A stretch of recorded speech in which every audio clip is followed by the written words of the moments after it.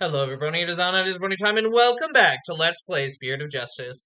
When we last left off, we had Trucy take the stand, and we found a contradiction, and it was revealed that the footage was edited, and now the ratings Raja is trying to lead us astray. He's definitely the killer, as I suspected from the beginning.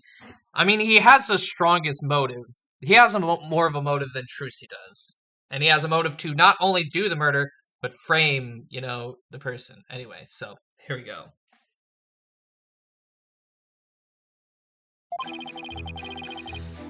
Footage is meant to be edited, I tell you. Scenes are spliced together and long or boring scenes are cut out. All the stations edit footage this way. It wasn't like it was done maliciously or something. It was just a coincidence that particular scene was cut. It wasn't intentional. Or what, you got some proof that I had an ulterior motive for editing that footage? I see. So you're saying it was coincidence that the sword swapping scene was cut. That's right. Glad you got the picture. Coincidence? That's just a little too convenient if you ask me. Oh, an objection. How cool. It sure packs a lot more punch when you hear it live. Do that again. I want to get another shot from a different angle. My objection is not for your entertainment. And cut. There, I got some good stuff there. Mr. Retnich, filming is prohibited inside the courthouse. Whoops, my bad, Judge. If the defense has an issue, it can point it out during its cross-examination. Oh, I will.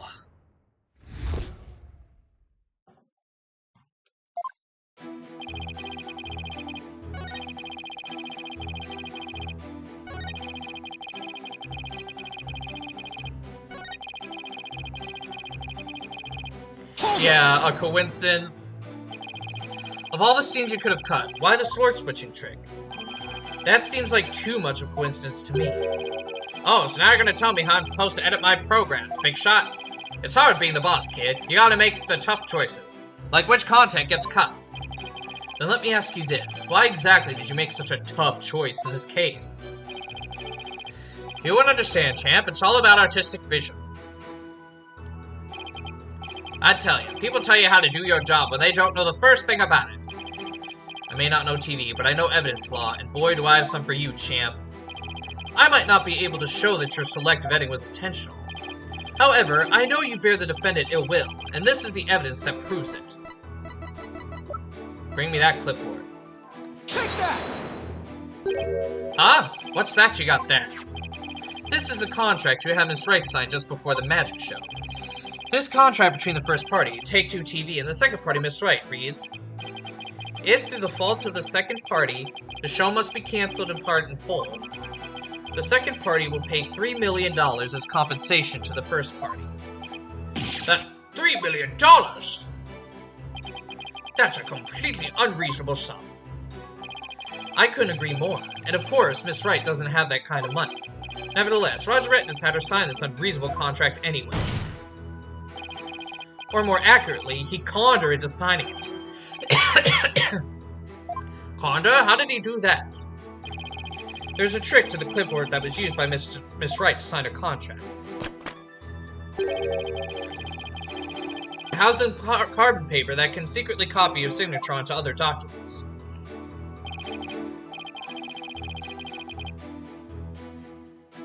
Oh, come on now, that's quite a nasty accusation you're slinging my way. For starters, you don't have any proof I had anything to do with this carbon paper stuff. Just because Trucy and her agency can't pay up, that doesn't mean I can't have it. But $3 million. That's totally out of reach for the average person. In any case, this is important information. Please add it to your testimony, Mr. Retnitz.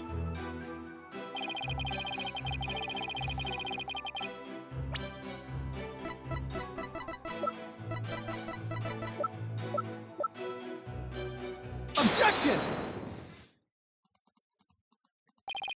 You must be quite the con man if you can fool a magician with a simple trick. But if you think you can con a lawyer, you're very much mistaken. Hey kid, would it kill you to enunciate in front of the camera? You know, like a newscaster. I'd like you to take a look at Miss Wright's signature here on this note. Now let's compare that signature to the one here on the contract. Well, would you look at that? They're exactly the same. That's right, Your Honor. Not just similar, but exactly the same. Nobody can sign their name in exactly the same way twice, unless it's a copy.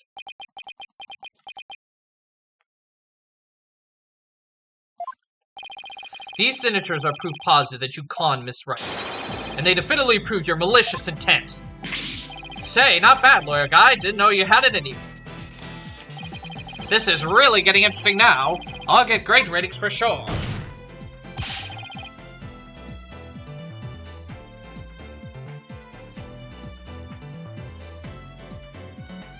Don't try to dodge the issue, Mr. Retnitz. The fact is that you bear ill will against my client. So the show footage was definitely edited with malicious intention. Isn't that right?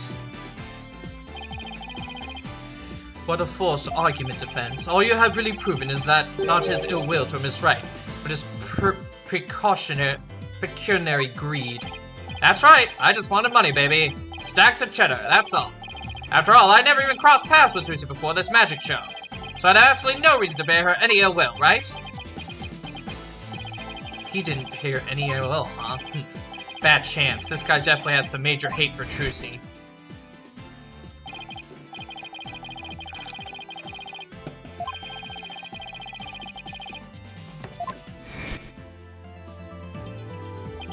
I can't prove it with anything, but the things he said all point to that fact.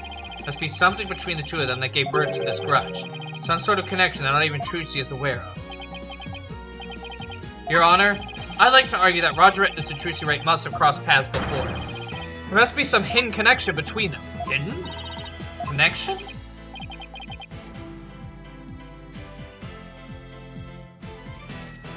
What is it now? Just what are you getting at, Mr. Justice? It is futile to even ask, Your Honor. Surely it is just another one of the defense's speckless claims. Objection! You don't seem to have a very high opinion of me, but once you hear my argument, you'll wish you'd taken me a whole lot more seriously. Will I really? Very well then. Do proceed. Did you figure something out, Apollo? Nope, not a thing. What? That was just some good old-fashioned bluffing, courtesy of Mr. Wright's fine training. I hope you know what you're doing. If you're going to make such a bold claim, Mr. Justice, I hope you're ready to elaborate. What is this hidden connection between the defendant and Roger Retnitz? He's a magician too. Earlier he did that sleight of hand trick. That sleight of hand trick Mr. Retnitz did during the recess earlier. Phone, okay.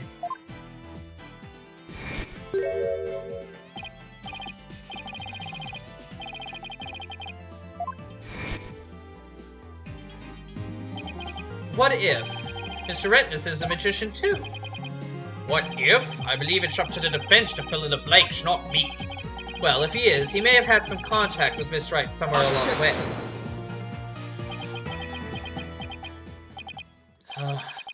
Your argument is hardly worth responding to. But by all means, please do continue. As a passage in the sacred scriptures Quirnism states, he who gives a summon monkey is himself a monkey. Yeah, it doesn't matter what you say to a dimwit, he isn't gonna get it anyway. When we saw Mr. Retnitz perform a magic trick, he made his video camera disappear in the blink of an eye. Well, I think it would be pretty funny if I were a magician. You must have been seeing things. Want me to introduce you to a good eye doctor? If a connection as tenuous as that is all it takes, then every magician in the country could potentially bear ill will toward the accused. I guess you're right. You're not the sharpest knife in the drawer, are you, short stuff? You would do well to cleanse that putrid mind of yours in the holy waters of Mount Pony Pony. 3 days under a frigid waterfall, and even you could rise to the level of a monkey. A numbskull for a numbskull. Well, this numbskull has thick skin, so there. I think I get what they're driving at. Even if he is a magician, it's not exactly a reason to bear a grudge against Trilogy, is it? Hold on. I can think of one person, one magician who has a reason to bear a grudge against Trilogy. Or rather, one magician who has a reason to bear a grudge against Troop Grammary. Oh? No way! Is something wrong, Mr. Justice? Your Honor, the defense wishes to submit evidence at this time. I see, and what sort of evidence do you have for us? Evidence that points to the real killer, the one who had a motive to commit this crime. What?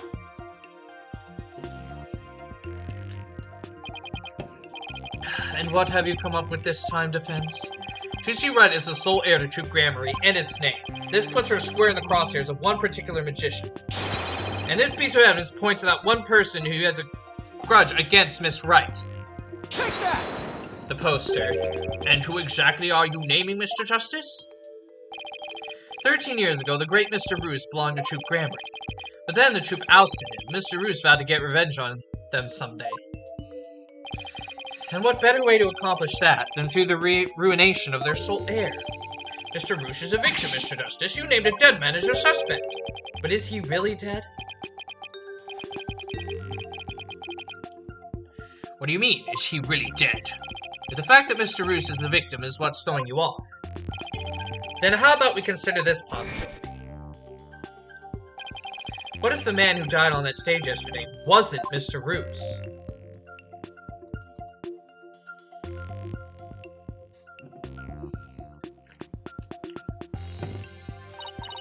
What? You mean the victim was an imposter?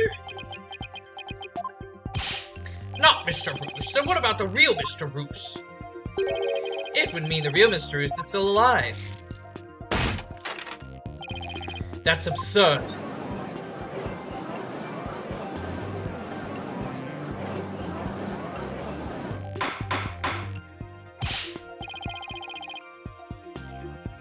Mr. Justice, who is the real Mr. Rues if not the victim of this case? It's all coming together now. I finally see the gimmick, the trick to this entire case. This should explain everything, Your Honor. The real killer, the one who hated Troop Grammary and wanted to sully its name. The magician lurking in the shadows who set up a fake Mr. Rues in his stead.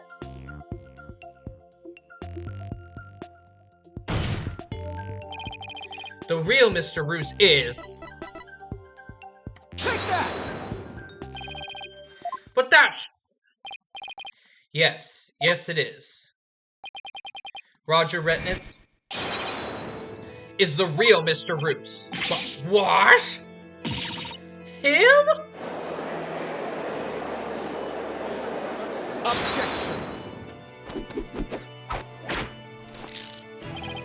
Oh, hallow red pepper, your impotent seed sprout naught but meaningless empty words. You can't possibly have proof to support such an outlandish theory. It's not a bad idea for a soap opera, but not even die-hard fans of the genre would stick around past the pilot. You want proof? Well, I've got proof. I can prove it by... proving that Mr. Rues in yesterday's magic show was a fake. And to do that... I just need to look at this spot on this poster. It's the scar. Take that! This is the injury Mr. Rues sustained while practicing a magic trick 13 years ago. However, the video of the victim's shot of himself shows no trace of that injury. Oh my, you're absolutely right! Now, Mr. Edmonds, what do you suppose we'd find if we took a look at your right forearm? Is there by chance a nasty 13-year-old scar under that sleeve of yours?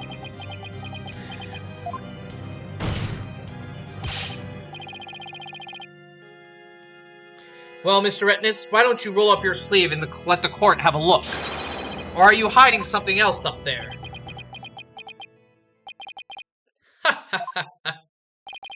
Come on now, I have nothing up my sleeve. I don't need to hide anything up there because I require no tricks or gimmicks. For you see, my magic is the real deal.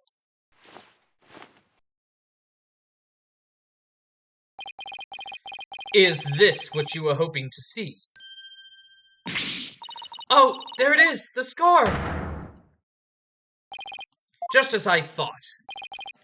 That's right. I am the forgotten magician, abandoned to the dark understage of history. The great Mr. Rues. This is totally absurd!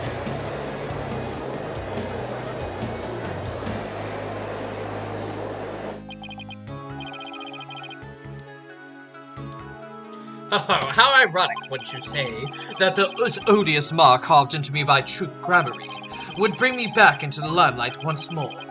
Strange are the comic threads before me. The witness is the real Mr. Rues, then who is the victim who perished in the magic show? He was but a fan. I met him on one of my programs several years ago. He said he'd become a magician out of admiration for the great Mr. Rues. In confidence, I told him my true identity and let him take on my mantle. And when did this man take over for you? About 2 years ago. I taught him my tricks and even acted as producer. And so a mere amateur became a popular magician overnight. Courtesy of my magic on the stage we call television. Hope you enjoyed the show. Really had us all fooled. Mr. Rednitz, or should I say, Mr. Rues. In your hatred of true grammar, you killed the victim, Mr. Mystery. And then set up Miss Wright to take the fall, didn't you? You did it all just to tarnish the Grammary name.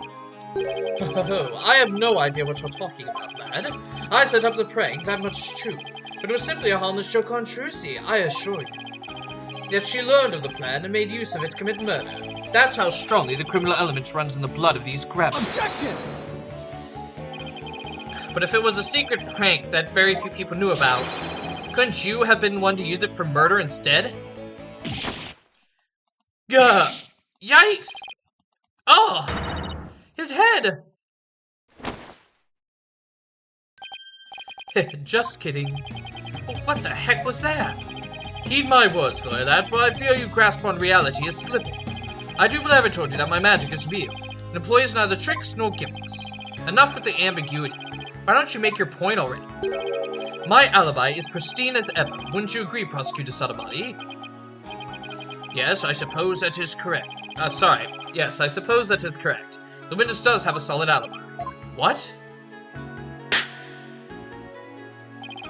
Recall, defense, that at the time of the magic show, Mr. Rednitz was at Take-Two TV. A fact that many people can easily attest to. Gah, that's right. I forgot all about that. Oh, so what do you think, Your Honor? Would you like me to testify on that matter? Yes, I think you better. Please tell the court more about your alibi.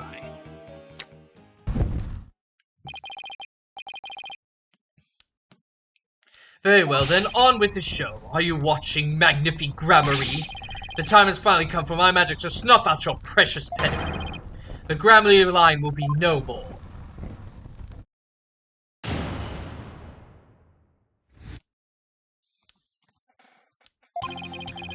I was at the TV station at the time of the Penrose performance. I was busy working on another TV program. I could spare no time for the magic show. Do ask my staff if you doubt my claim. And there it is, a simple and perfect alibi. No tricks, no gimmicks, just the truth.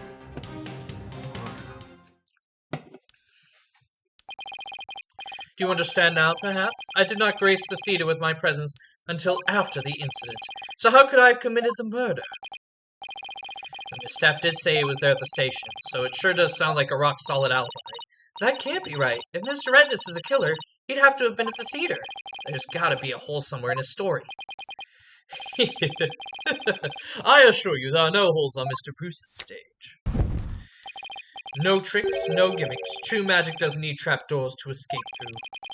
Do enjoy my show to the fullest, and my real alibi.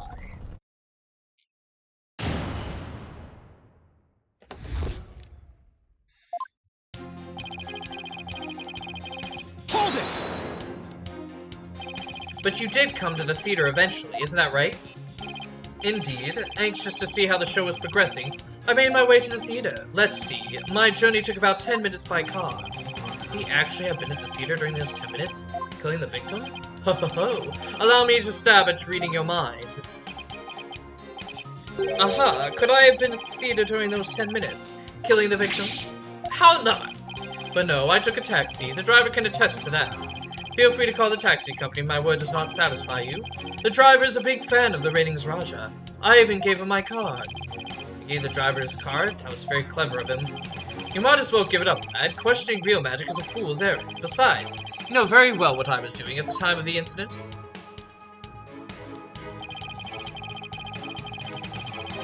Hold it! What was this other TV show you were working on? My own special project, you see. One moment. Perhaps this is more appropriate. It's Ratings Raja's special production. Yeah, hang loose, baby. It's called Desperation Regeneration. You switch personas just to say that? What's the show about? Washed-up has-been singers and comedians get together and play musical chairs. The winner of the game is given a second chance at their career. A priceless prize for chumps who washed up too early in life. Sounds great, right? But I suggest you appear on that show, Mr. Justice, as the ex-lawyer who used to make ridiculous bluffs in court, and faded sadly into obscurity. And let the ratings rise to produce my TV debut? Not in this lifetime. You have great reactions. Who knows, TV might be your true calling. Hey, whose side are you on? In any case, I was overseeing production of the program during the Penrose performance. Hold it! How do we know those staff members are in cahoots with you? I make it my business to perform solo. My magic has neither need nor want of assistance. After all, one of them could reveal the secrets behind my magic, could they not? So he doesn't trust anybody, huh? He's the complete opposite of Trucy. There were many people there in the studio audience who saw the witness as well. Even if he had been able to persuade his own staff to cover for him, he could not have convinced so many complete strangers to do the same. He really has made a rock-solid alibi for himself. Yeah, it's almost too good, you know? It's eerie how perfect it is. Has all been revealed to you now.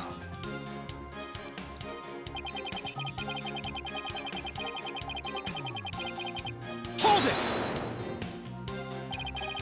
I've got it! Do you have a brother?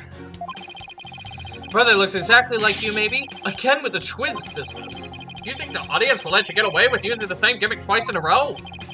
If you do not believe him, Defense, why not investigate for yourself? Though I'm sure your efforts will prove to be thoroughly fruitless. Yeah, I guess the twins theory is a little far-fetched. Ah, his alibi really is airtight. I believe we've heard enough. Well, while I believe the witness does indeed harbor some ill will against the defendant, there's no reason to doubt that he was at the TV station at the time of the incident. Yes, the facts prove it was impossible for the witness to have been involved with this crime. These last rites for the victim have dragged on long enough.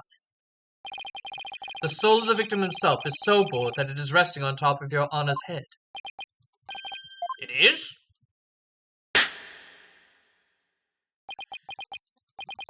The time has come. Let us punish the sinner and guide the victim's soul to the Twilight Realm. Apollo, Trucy will be thrown in prison. We'll be out of a job, but if you catch tasty fishies, will you sell me some at a good price? I told you, I have absolutely zero intention of going off on a tuna boat. Think, Justice. You have to figure this out. It's no use. I can't find a single flaw. So what now? Ho ho ho, behold, my never-ending magic show. Come for the awe-inspiring showsmanship of the great Mr. Rues, and stay for my grand illusion till the end of time.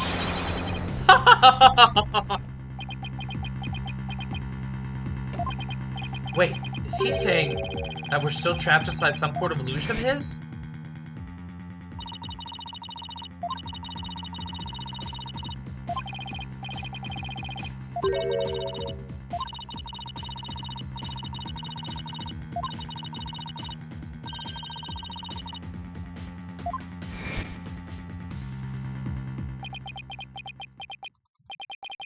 Could it be?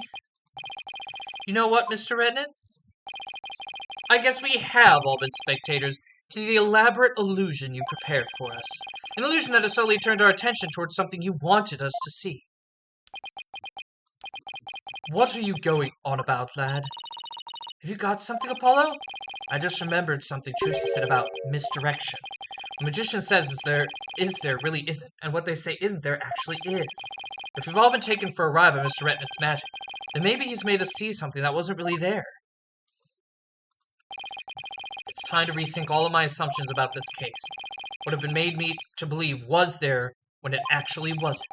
What have we taken to be the absolute facts of this case?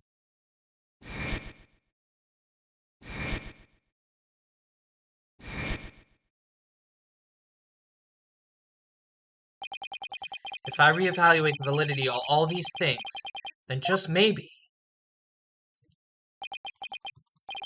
Athena, there's something uncanny about this case. Okay, what is it? Rednitz's alibi. It's too perfect. That's true. It's like it's impossible to break, no matter how hard we try. But maybe that's the trick. Maybe that's exactly what he wants us to think.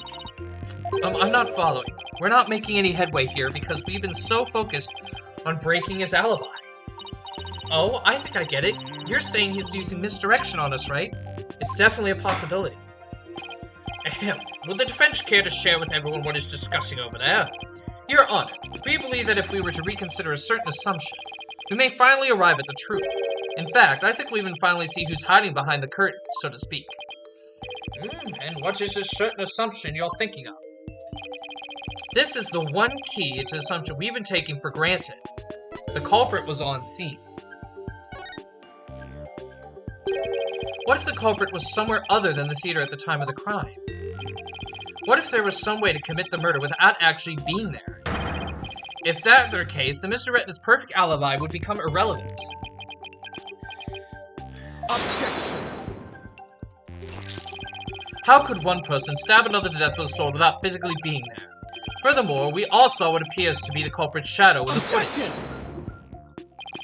But couldn't we just as easily assume that the shadow does not belong to the culprit? Well, if it's not the culprit, then whose is it? I'm not 100% sure yet, but I'm pretty sure I'm on the right track. We've all seen something that looks like this shadowy shape before, Your Honor, during the magic show itself. In that case, please point to it when show footage for us.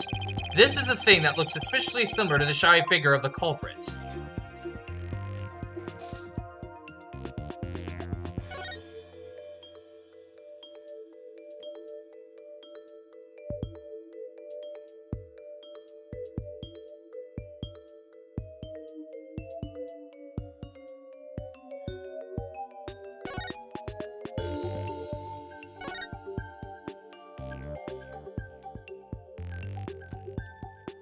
Wait, hold up, back.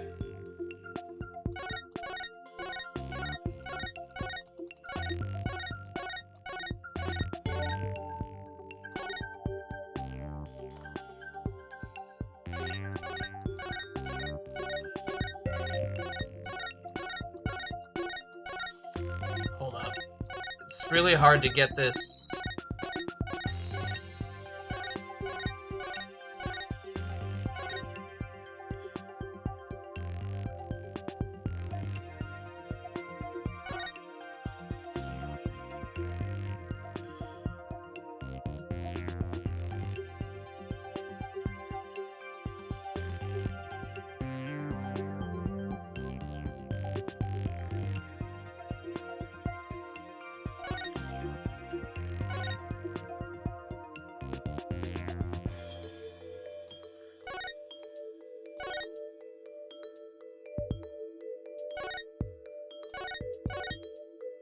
There we go. Okay, I finally got it.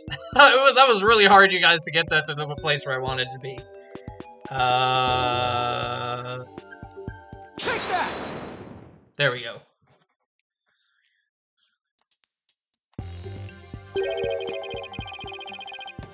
Doesn't this shadow resemble the suspicious shadowy figure? Now that you mention it, it does, doesn't it?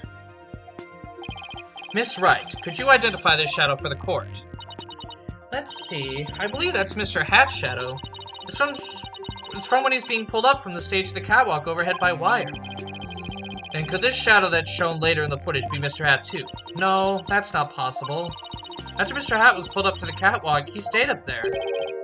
In other words, this second shadow is from some other figure being pulled up. Some other figure? I'm afraid you need to be more specific than that, Mr. Justice. He's right, we've come this far. I'll just have to figure it out from the clues I have on hand.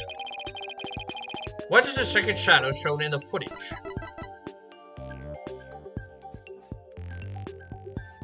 Take that! If we consider what has been happening on the stage at the time, there's only one answer. The shadow belonged to the fake Mr. Rues. In other words, Mr. Man of Mystery. The victim? Please take a look at the prank plan script. Mr. Mystery was to pretend to be dead and then fly up into the air after that. Isn't that right, Mr. Redmond? Indeed, and what of it? I contend that that's exactly what happened. The victim was wearing a stunt harness around his waist. It was most likely attached to the stunt wire so they could be pulled up into the air.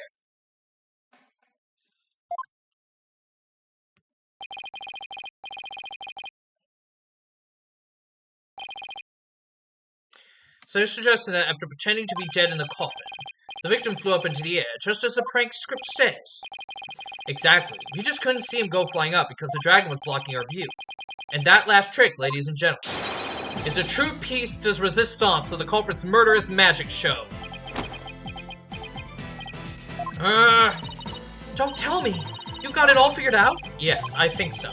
If we could just look beyond Mr. Rez's last bit of misdirection, we should finally be able to see the real truth. The victim must have been pulled up to the catwalk, just like Mr. had, and hit the cushioning up there with considerable force. I just had to figure out what else happened up there at that time. Are you ready to elaborate, Mr. Justice? Yes, Your Honor, I'm ready. In that case, please answer me this. Why did the culprit make the victim fly up into the air like that? We will choose that next time. We're at time, and it's time to end it here, but ooh, this gets spicy! Well, I think we'll finish off this case in the next video, but until then, thank you all for watching. Please like, comment, and subscribe for any time for more content, especially more Spirit of Justice. Also, please make sure to share this video far and wide so you can get as many ads in the series as possible. I'll see you all in the next one.